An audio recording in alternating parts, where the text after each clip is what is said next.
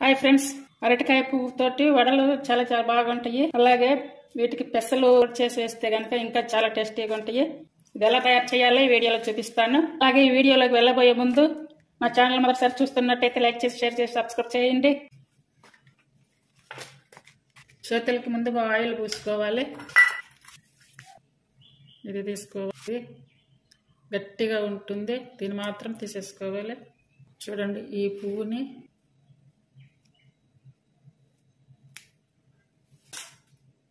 అన్ని ఇలా బాగా చేసుకోవాలి. ఇలా బాగా చేసుకున్నటువంటి వీటిల్లో పెరుగు కానీ మజ్జిగ కానీ వేసి కడగాలి.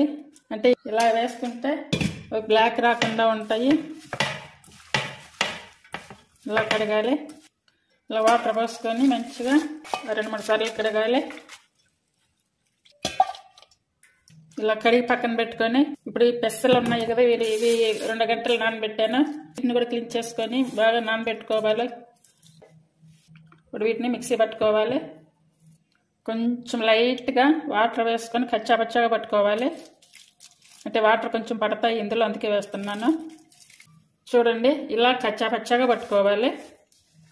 మెత్తగా అయితే రానియద్దు.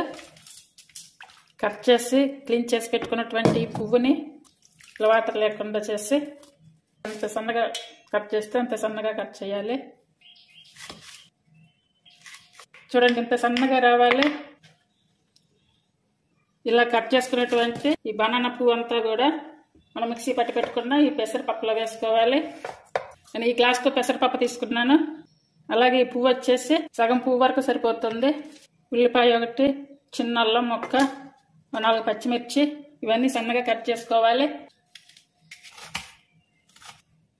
కట్ చేసుకున్న ఆనియన్స్, అలాగే సన్నగా కట్ చేసుకున్న పచ్చిమిర్చి, అల్లం ముక్కలు, సన్నగా కట్ చేసుకున్న కొత్తిమీర, కరివేపాకు, 1/2 స్పూన్ ధనియా పౌడర్, 1 స్పూన్ జీరా పౌడర్, టేస్టీ సరిపడా సాల్ట్, ఇవన్నీ కూడా బాగా కలుపుకోవాలి.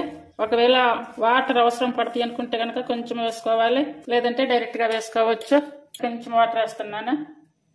పిండంతా ఇలా కలిపి పెట్టుకోవాలి.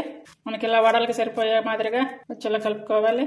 స్టవ్ మీద ఆయిల్ పెట్టుకోవాలి. కొంచెం చేతికి వాటర్ కలుపుకొని ఇలా చిన్న చిన్న బాల్స్ చేసుకొని ఇలా చేతి మీద వేసుకొని ఇలా వడల్లాగా సరుచుకోవాలి. మరి మందంగా అయితే రానియద్దు.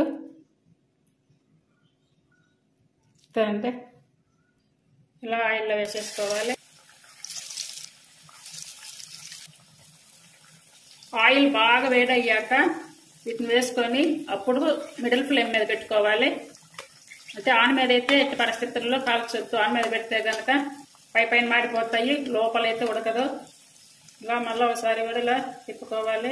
కొంచెం లేట్ అయినా సరే మిడిల్ ఫ్లేమ్ మీద, లో ఫ్లేమ్ మీద పెట్టుకుంటూ కాల్చుకోవాలి. ఇలా బ్రౌన్ కలర్లోకి వచ్చాక తీసుకోవాలి. ఈ వడలను చేసుకున్నాక ఇలా టిష్యూ మీద కనుక వేసుకుంటే ఆయిల్ అంతా కూడా పీల్చేస్తుంది. ఇవి ఆరోగ్యానికి కూడా చాలా మంచిదండి. ఇవి చాలా టేస్టీగా ఉంటాయి. అందరు తప్పనిసరిగా ట్రై చేయండి. Thank you for watching.